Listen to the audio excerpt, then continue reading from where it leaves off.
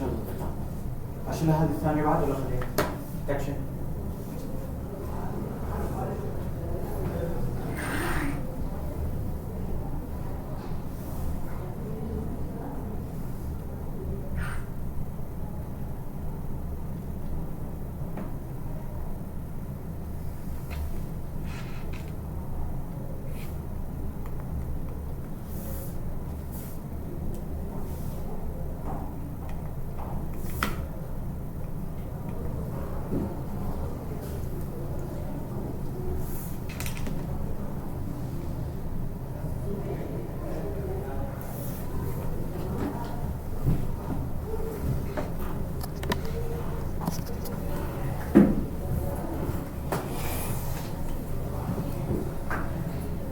Good afternoon, everybody.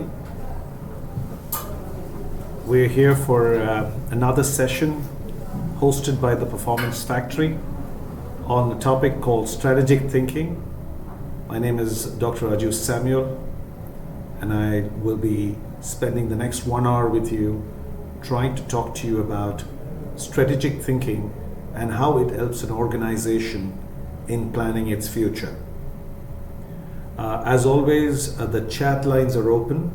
At any point in time, if you would like to chat with us about some points of view or some questions, please do feel free to put your questions on the chat, and we will be able to discuss them as we go about. I'm sure most of us have heard of strategy, the word strategy and what it means. Some of us may have worked in strategic projects, but one of the most important things.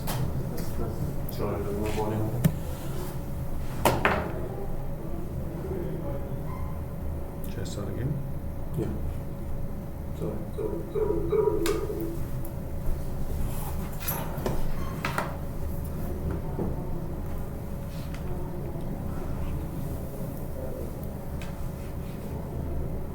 Good afternoon. I think now you might be able to hear me. Earlier when I was speaking, obviously the volume was on mute. Welcome once again to this program conducted by the Performance Factory. The topic of our discussion today is strategic thinking. How do organizations design and develop their strategic plans? And how can they improve their market share or their business opportunities by being extremely strategic and executing those strategic plans? I think it's very important to understand that strategy is an art, and therefore, as an organization or as individuals working in an organization, understanding the elements of strategy is very, very important if we were to deliver success for the organization. This session of 1 hour, we'll talk about various aspects of strategy. How do you think strategically? How do you execute strategically?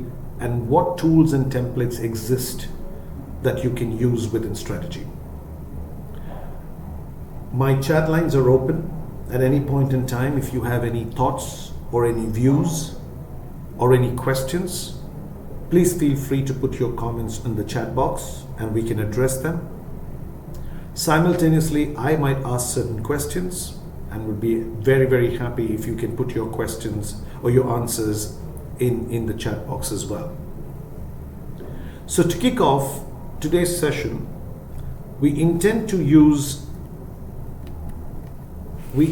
have two very important aspects of our session today, which is how do we think strategically, how do we execute strategy, and what tools and templates can we use to manage projects within a strategy.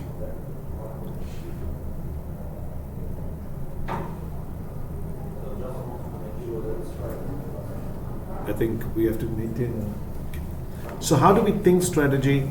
How do we execute strategy? And what tools and templates can we use to manage projects within a strategy? So these are the three topics that we'll talk about. But before we kick off, I'd like you to use the chat box to answer this question. There is a proverb in English which says the early bird may get the worm but the second mouse gets the cheese. If I may just explain this.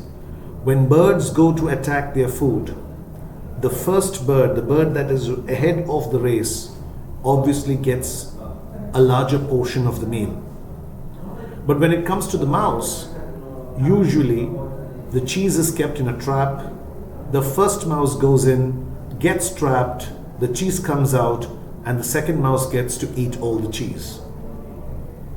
The reason I'm using this particular proverb is to ask you that if any one of you were to start a business, if you were to start your own business, what would you like to be? Would you like to be the first mover and get into a business that nobody has done before? Or would you like to see somebody else successful in that business and then try and enter that business? So my question to you is, would you get into a business that nobody has started and become the early bird? Or would you wait for somebody else to do that business and then get into that business, which means you become the second mouse?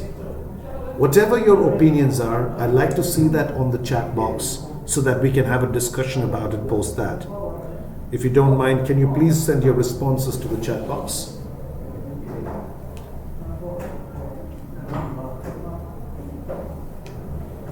Early bird or second mouse? What would you like to do if you were in business? Nadia has said early bird. Thank you, Nadia, for your response. We have Anwad who says second mouse. Wait, watch, and see what the options are. Very good. Thank you. Look, wait for some more responses.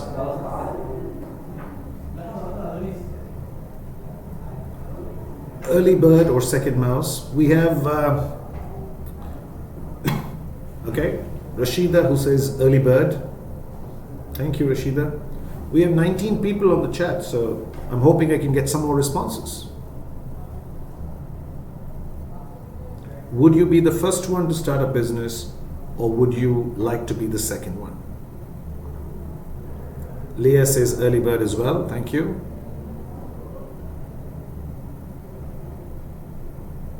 Great. I'm going to take these responses and I'm going to move on.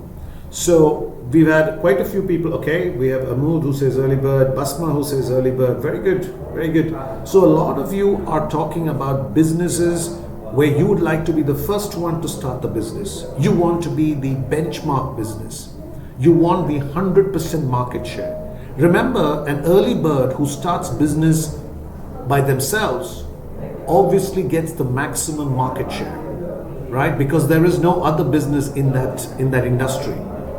And therefore they get the maximum width of that business, which means they can really, really do fantastically well. I think I'm seeing some more early birds, which is very good. Thank you for your responses. The second mouse is obviously entering an industry which already has players, which means they will never be able to get 100% market share. But the second mouse is an organization that will be able to provide better service than the early bird and then might be able to get some market share. So there are advantages and disadvantages of both the early bird and the second mouse. But it's very clear that in this audience that we have today, we have a lot of people who would like to be the early bird, which is very good, which means you're ready to take the risk, you're ready to go ahead and try the market, and you're ready to try and ensure that you take a leading position in the industry. Congratulations on that. Now, if you are going to be an early bird, you need a very good strategy. What is that strategy? How can we deliver that strategy? Is going to be our conversation for the rest of today. Now, if you look at a typical organization, we have three types of managers. We have frontline managers who lead the small teams in an organization. You then have your mid managers who manage a department or a unit. And then you have senior managers who are more or less like a divisional head or manage multiple units in an organization. So you have three different classifications of managers: frontline managers, mid managers, and senior managers. Now, you also have three types of skill sets that a manager must have. A manager needs to have functional skills, needs to have business skills, and needs to have strategy skills. What you're looking at this particular slide, what you will notice is that when you're a frontline manager, you need more functional skills, but very little strategy skills, right? Very little strategy skills, more functional skills. But as you move your career from frontline manager to mid-manager to senior manager, you are expected to have more strategy skills and very little functional skills. So if I give you an example from a bank, it is absolutely okay if the CEO does not know how the account opening process of a bank works, because that's not his job. But we definitely expect the frontline manager to know that. However, the CEO must definitely know how to build the strategy of the organization, which is okay that the frontline manager does not know that. So between the skill sets, you need the frontline manager to have more functional skills and the senior managers to have more strategy skills. Therefore, where is the problem? It's very important to understand, as you move in your career from frontline manager to a senior manager, you need to undergo training programs. You need to be developing your skills. You need to understand and learn how to develop strategies. You cannot just be good at your functional skills and expect to become a senior manager. It's very important that you go through the skills and learn over a period of time how to move from functional skills to strategy skills. Now, if that is the situation, let's look at what is strategy. Strategy is the means by which objectives are consciously and systematically pursued and obtained over a period of time. Now, there are three parts of this sentence, and I'd like to break this down, right? First, strategy needs to have objectives. And these objectives need to be consciously and systematically pursued. What does that mean? Consciously means everybody in the organization must know what the strategy is and what are the objectives. You cannot have only a small group of people knowing what the strategy is. The entire organization, the junior most employee, must know what the strategy is and what the objectives are. So strategy is something everybody in the organization must know. If I give you an example of sports, in a football team, the strategy of the game must be understood by everybody in the team, including the people who are in the reserves, who are not playing the game. The next part of the sentence is about systematically pursuing. So what do we mean by systematically pursuing strategy? Systematically pursuing strategy means every system of the organization, every department of the organization, every division of the organization comes together and works together to achieve that strategy and achieve those objectives. HR, finance, IT, procurement, corporate communications, retail, corporate, all units must come together. The unfortunate thing that happens is most of our departments tend to work in silos. They work by themselves. And because they work by themselves, they do not, unfortunately, have the ability to work together. But for a good strategy to work, for a good strategy to be successful, we need all the systems, all the groups of people to come together and work together. And the third part of the sentence is about obtaining that strategy over a period of time. What does that mean? That simply means that every strategy is an expiry date. Strategy is never forever. It is valid for a certain period of time and it must be obtained over that period of time. Therefore, strategies definitely have an expiry date. So, just to repeat, setting strategy requires setting it with objectives, which everybody is aware of. All of the teams work together and it must be obtained over a period of time. Very, very important to understand these three aspects of strategy. So where does the word strategy itself come from, right? Strategy, the word strategy comes from Greek word strategos, which actually when you break it, it's two words. Stratos means army, and the word ego is ancient Greek word for leading, guiding, or moving an army. Now, if you can imagine the olden days where armies used to invade other countries or armies used to attack other armies, it was very important to have a strategy. And the role of a strategist is to lead, guide, and move the army. What does that mean? It is the role of the strategist to lead the soldiers, to guide the soldiers, and move the soldiers towards victory. Notice, the strategist does not play the role of the soldier, right? So similarly, it is very important that senior management of an organization leads and guides and moves an organization and does not end up doing functional activities that the employees at the junior level would be doing. It's very important to understand the role of a strategist is a very special role. Now, if that is the case, strategy is also not planning. Now, why is it important to understand? A lot of people misunderstand strategy as planning. Planning is a second part of this entire strategy business. So what is the difference between strategy and planning? Strategy deals with competitive situation in an uncontrolled environment. Now, what does that mean? That means you develop a strategy to be competitive, to win the battle, but you still do not know what is going to happen tomorrow. For example, in 2019, many companies designed their strategy to try and get more business or to get more market share. Nobody knew that in 2020 we will have COVID. And COVID was an uncontrolled environment, but yet organizations had to build their strategies, right? So strategy is when you try to win the game without knowing what is going to happen. So what is planning then?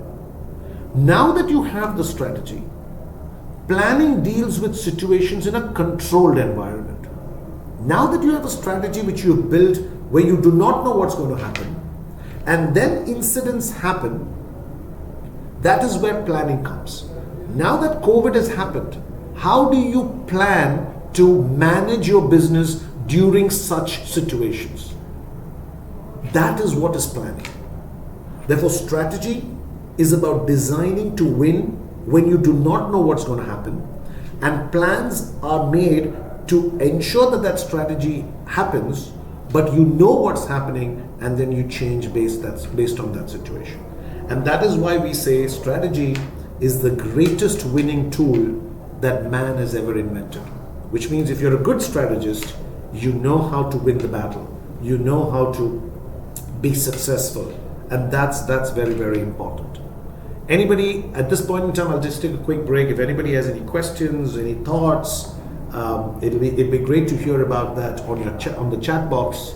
I'll just wait for a minute if you have any thoughts or any suggestions, and then we can move forward to the next slides.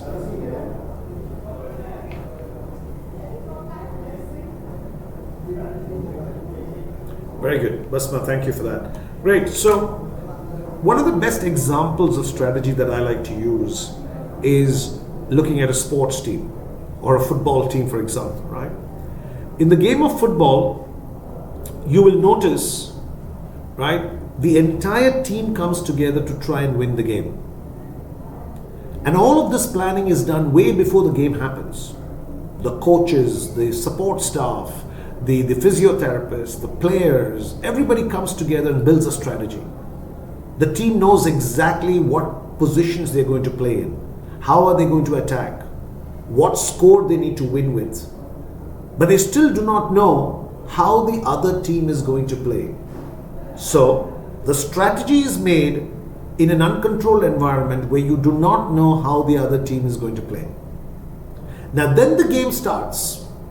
The whistle blows. Both the teams are on the field. The game begins. Now when the game begins, the team starts to know how the other team is playing. Now planning happens. Because now that you know how the other team is playing, you might make different plans to ensure that your strategy is still successful. So that's the difference between strategy and planning. Strategy is always the destination. Planning is the various actions you take to reach that destination. Now, if that is the case, let's look at some of the business realities of strategy from a business perspective. The first most important thing is that fewer than 10% of effectively formulated strategies are successfully implemented, according to Forbes survey. Forbes, as you're aware, is one of the world's largest business magazines.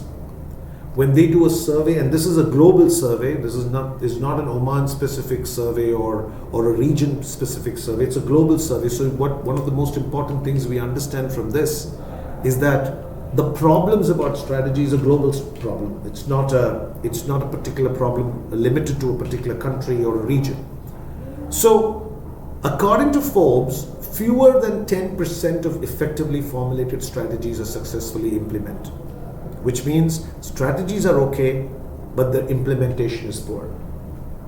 In 70% of the cases, it is not bad strategy, but it is bad execution. That means the strategy is amazing, it's brilliant, everybody likes it, but nobody knows how to execute it. The third problem is that in today's modern day and age, strategies are changing, but how you measure your success is not changing. Most organizations continue to look at old ways of measurement to see if their strategy is winning.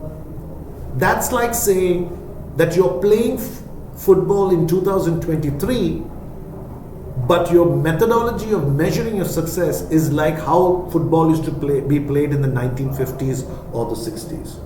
Definitely the game has changed, and therefore the way you analyze yourself and you measure yourself has to change. The final point that happens in organizations is that managers and leaders spend less than an hour a month on strategy. Managers and leaders do not spend enough time on strategy. Why?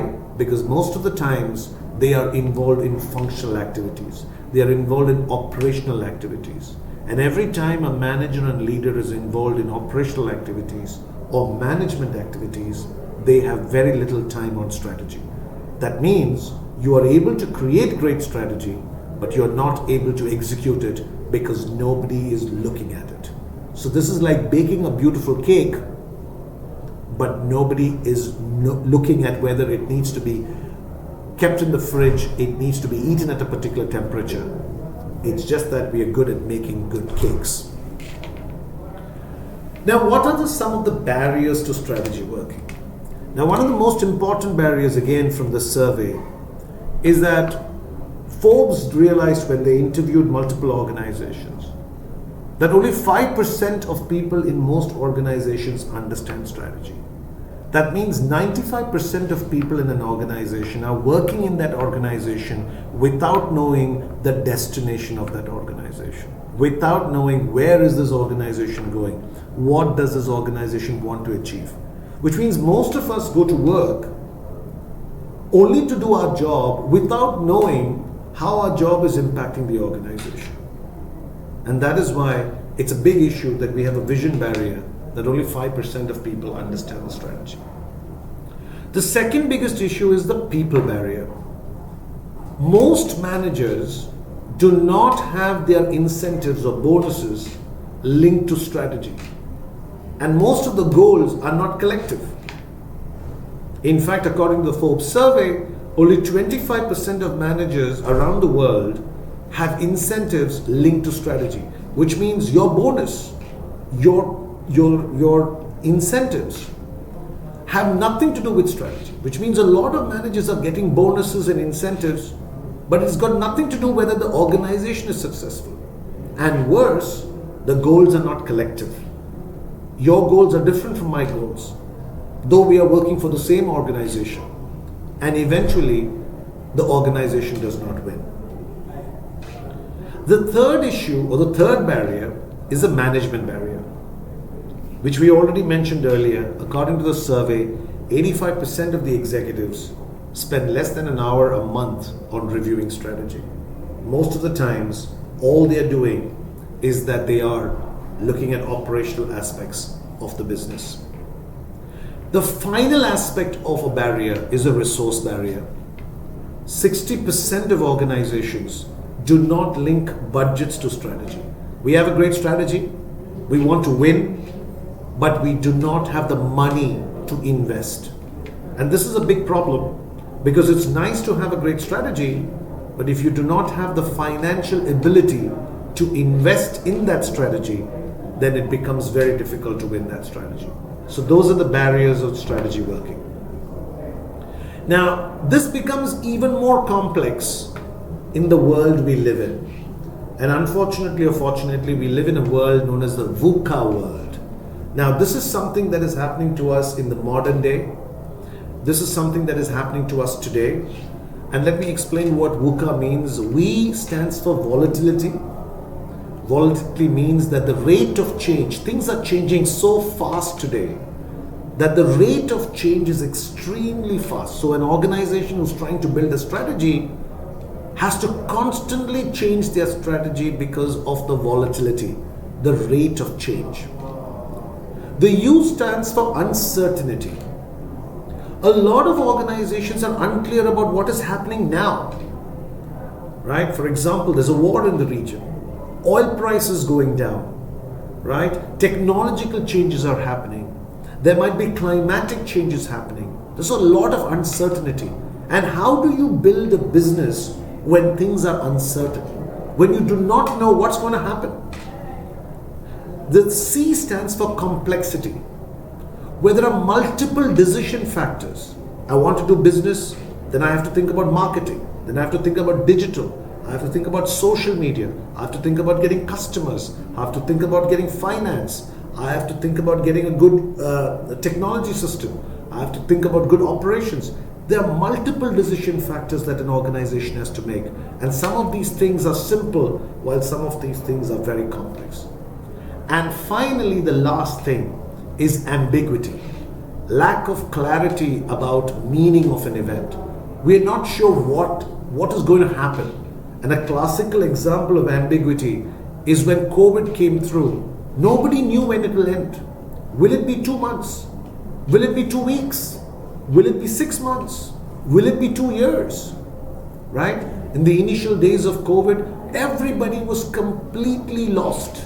It was an ambiguous world where we had no idea, what does this mean? Right? Usually when things happen, we usually, as human beings, we are able to solve some of our bigger problems within weeks or months. And when you're not sure how things are going to go, how do you build a business in that environment? So we live in a VUCA world, therefore strategy becomes even more important. VUCA stands for volatility, where the rate of change is very high, uncertainty, where you're not sure about what is happening today, complex because you have multiple decision factors, and ambiguous because you do not even know what is the meaning of some of the things that are happening around us. Now, if we are living in such a complex world and we have to still strategize, how is it that some organizations are doing very well? How is it that some organizations are doing exceptionally well? And I think the answer to that comes from this particular statement, and I want to just bring your attention to this statement. There is a beautiful book called Future Hype. If you have the time to try and grab a copy of this book, it will be very, very good. It was written in the 90s. It has gone through multiple revisions and editions later. Bob Steiger, the guy who wrote this book, has written a very beautiful line, and I've just taken a little quotation from the book, and I just wanted to create that trend. The digital watch that we wear was not invented by the established watch companies. The calculator was not invented by slide rule or adding machine companies. Video games was not invented by board game manufacturers. The ballpoint pen was not invented by the people who made fountain pens. And Google was not invented by the guys who were running the yellow pages. Now, if you look at the trend in this, what does it say? It says that people within an industry are less innovative in building the next product but actually the next product is built by people from outside the industry. When you are within one industry, you do not have the ability to innovate or come out with new ideas like people who are outside the industry. And if you continue this particular sentence from Bob Steiger, I can go on to say Uber was not invented by the taxi drivers, Airbnb was not invented by the hotel guys, and so on and so forth. So what does this all lead to, right? And this goes back to why some organizations are successful and some organizations are not successful. The most important thing that you need to understand, the biggest threat to any industry does not come from within the industry, it comes from outside the industry. People outside an industry will look at that particular industry and say, why are they doing business like this? Why don't we change the way they do business? Today we live in a technology world. For example, all of the businesses that we use, we might be using O-Taxi, we might be using Talabat, we might be using multiple applications. All of these applications we're using was built by people who were not in that industry. They had nothing to do with that industry. And they've come and built powerful businesses which we are using very well, and we're very happy with those. The second problem that organizations have, especially existing organizations, is that most of the time when they do planning based on their past performance. They look at what the existing organization is doing versus trying to do things from being zero-based. What do we mean by zero-based? Zero-based means where an organization can sit down and ask themselves one very fundamental question. If we were to start this company all over again, what would we do? For example, if I am working for a bank and I already know the past experience of the bank, the past performance of the bank, but instead of looking at the past, if I can gather the group of executives of the bank together and ask them, if you were to start this bank all over again today as a brand new bank, what would it look like? That is called zero-based. Now it's such a powerful question because you will notice when you ask people to start something new, they will automatically be able to detect all the past things that they are doing in their organization today. They will be able to criticize and detect that and say, in this new organization, I will not do 1, 2, 3, 4, 5 things. And if you can eliminate some of those things that you will not do in this organization, you can do that within your existing organization. And that is how some organizations tend to be more strategically successful. The third point, and this is a very important point, traditionally most organizations, when they build their strategy, they are mostly concentrated on only finding out what the competition is doing. They only want to know what other companies in their same industry are doing. They don't study industries outside their industry, right? And why is point number 3 a problem? This point number 3 is a problem because when you are concentrating so much on your competition, remember your real competition is actually point number 1, which is it's coming from outside your industry. It's not coming from within your industry. So yes, you can follow what your competition is doing, but your competition is not doing anything different to what you are doing. Point number 4. One of the biggest problems with companies who are trying to build their strategies is that they spend too much time in market research and analysis. Too much time trying to understand what is going on. Now, we're not saying that we should not do market research. We're not saying we should not do analysis. We're not saying that you should not spend time doing that. What you're trying to say is too much market research and too much analysis is not going to add any more value. And the reason why organizations do this is because most of us during our education system have been trained to find the perfect plan. Everything we do must be perfect. But truth to be told, nothing in this world is perfect. What you can do is build a plan and keep modifying it as you go, because you're never going to get the perfect plan. Like a football team is never going to have the perfect strategy. Like a group of people that is going to climb Mount Everest is never going to have the perfect strategy. Like a rocket that's going into space will never have the perfect strategy. They will have a strategy, they will have a plan, and they will keep modifying plans to ensure that they reach there. So trying to spend too much time in analysis means you're wasting your time in moving on to the next thing. Point number 5, the next problem that most companies have with strategy is that they have the wrong benchmark. They do not know what to measure themselves against. They always measure what was already successful instead of what made them successful, which means they look at industry standards to say, oh, the industry uses this benchmark. Instead, they should be looking at what made them successful. What are the parameters of their success? Always remember, you might be in an industry where there are 5, 6, 7 competitors, yet what makes you successful is different from what makes those companies successful. So therefore, please do not use the wrong benchmark. The 6th problem, and I think we mentioned this earlier, is that people within the organization need to have performance metrics that are around strategy. Your KPIs must be linked to the strategy. There is no point having KPIs that do not deliver on strategy. If any of you are working in an organization, may I say that if you have a KPI that is not directly linked with the strategy of your organization, I must tell you, you should stop working on that area. Because if your job is not going to impact the strategy of the organization, then that KPI is useless.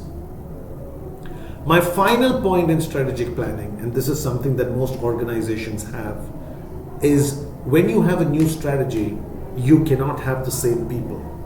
Now, a lot of times people think, when I say this statement, people think that it means an organization must change its people or fire all its existing employees and hire new employees. No, that's not what I mean. When I mean new strategy needs new people, I mean when there's a new strategy, you need to ask yourself, are my people trained?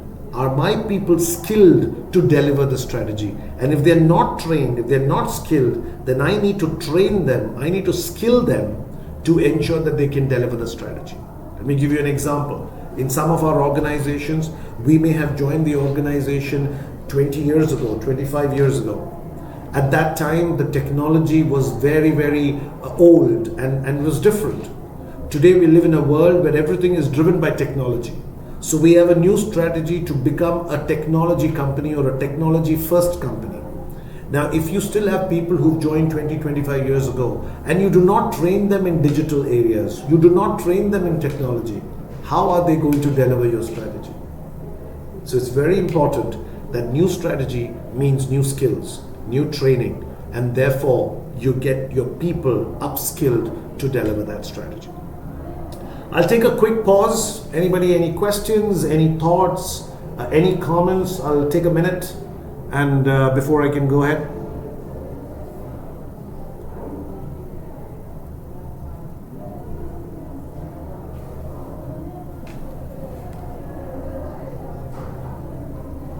Any comment or any thought processes, anything that you're seeing on the slide pack that you would like to talk about?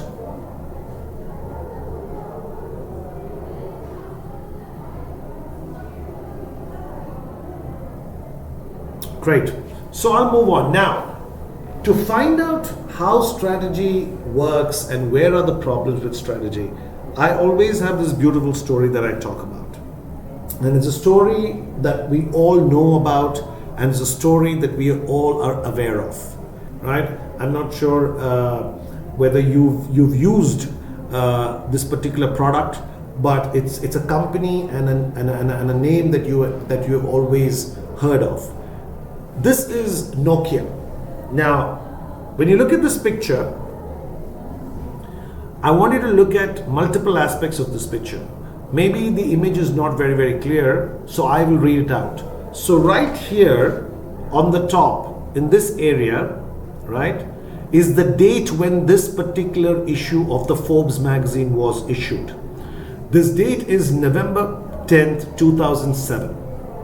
That means this magazine, this issue of this magazine was printed on November 12th, 2007, right?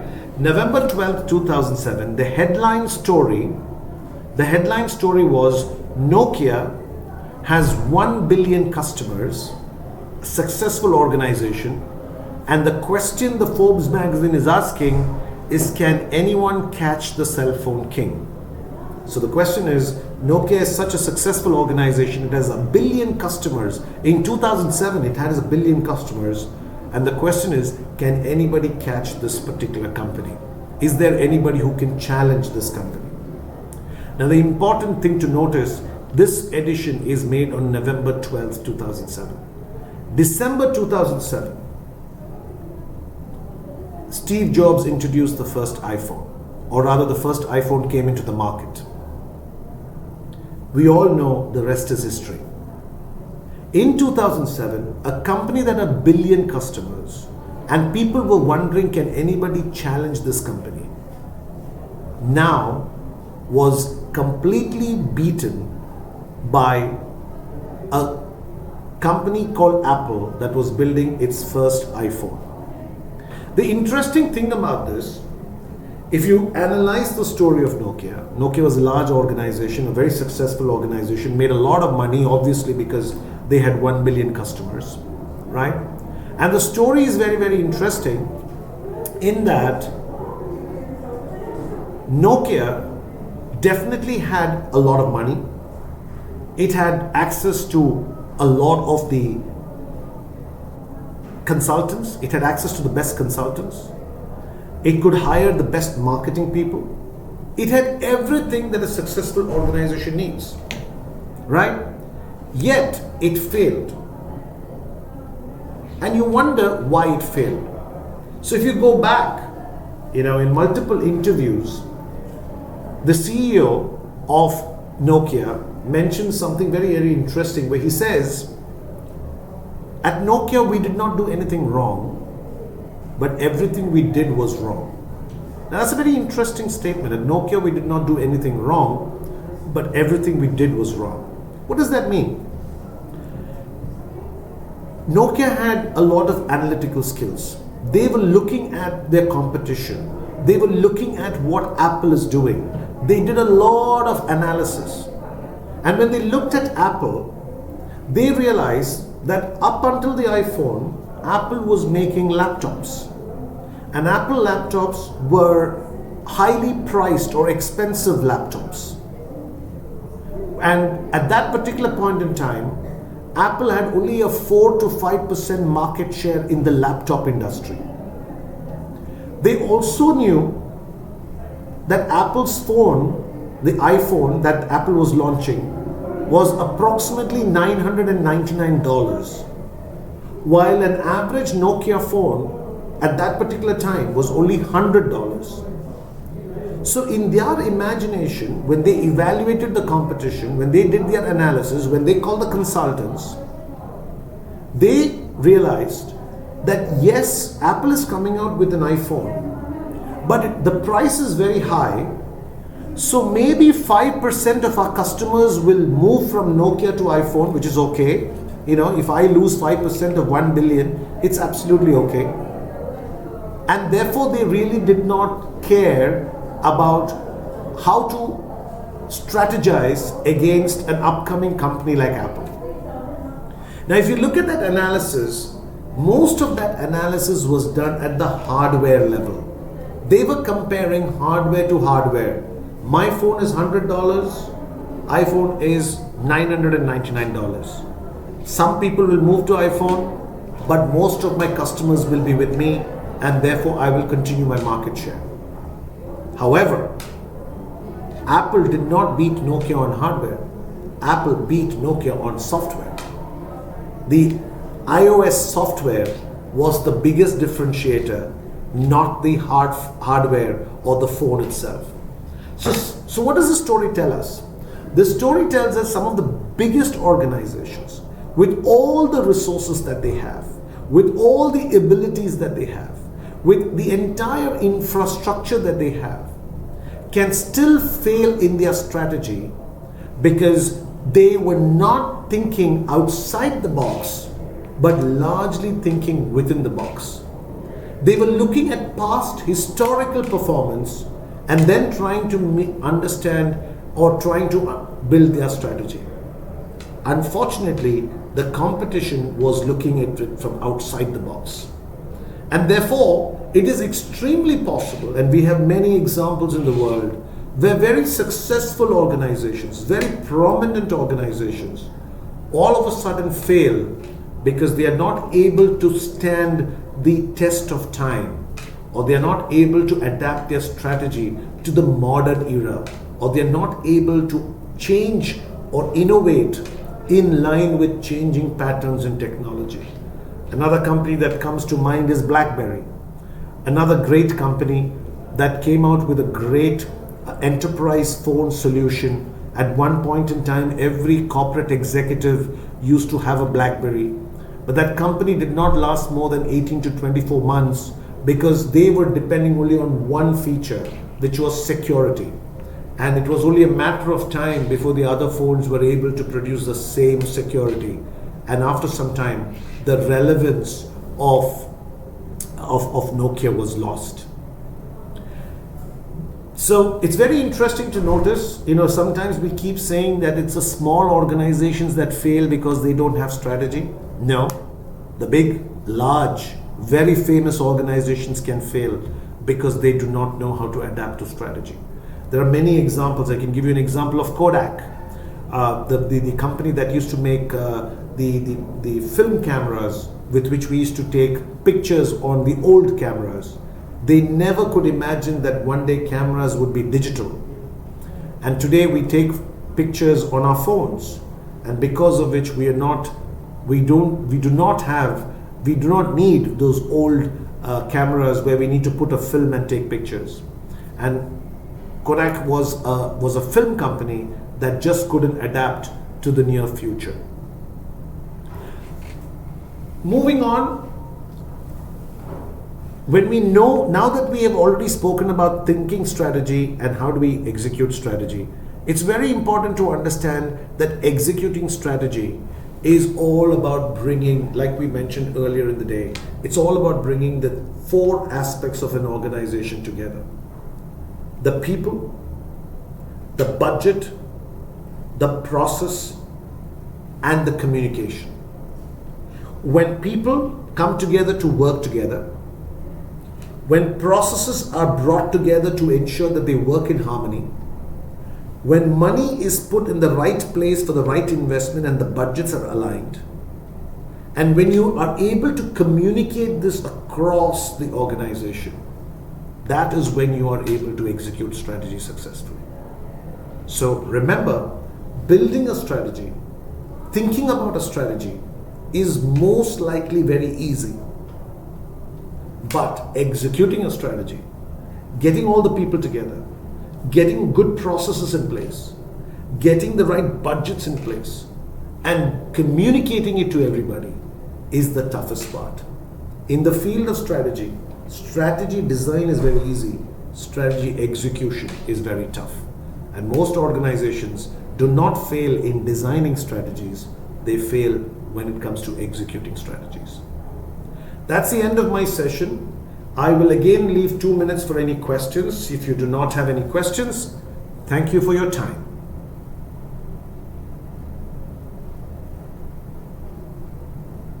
Two minutes for questions.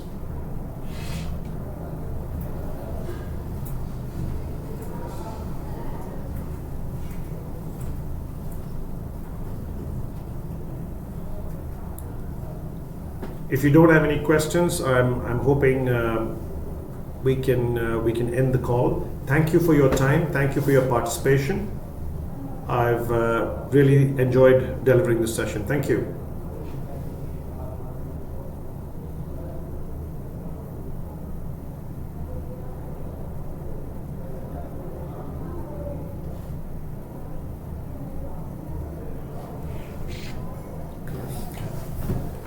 sir. Thanks. Appreciate it. Pleasure.